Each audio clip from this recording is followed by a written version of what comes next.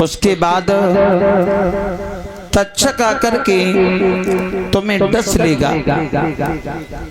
महाराज परीक्षित उच्च आसन पर बैठ गए हैं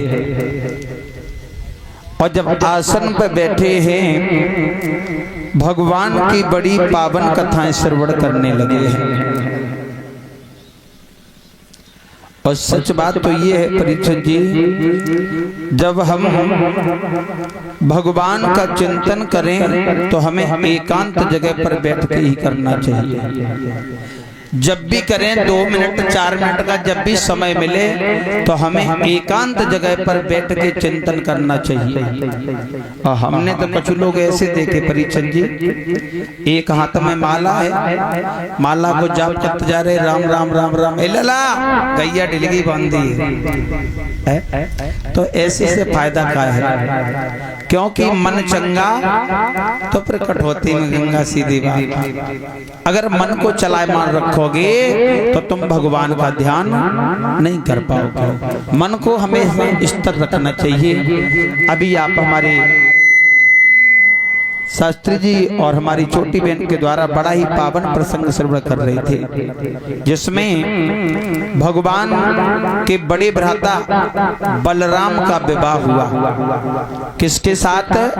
रेवती के साथ। और ध्यान रखना परीक्षित जी, रेवती का जन्म हुआ था सतयुग में और शादी कब हुई? आके द्वापर में।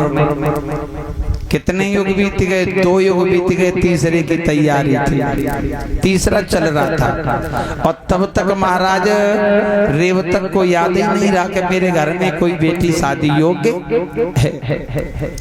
जब वो शादी के लिए उद्यत हुए और जैसे ही महाराज शादी के लिए उद्यत हुए तो आज बलराम भैया जब मंडप के नीचे पहुंचे हैं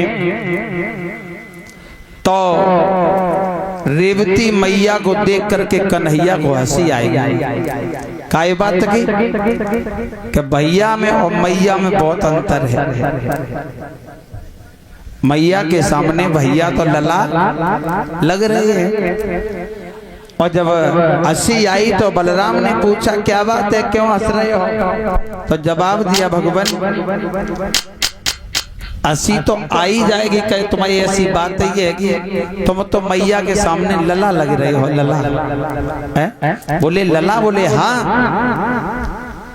और बोले हैं कन्हैया बलराम भैया से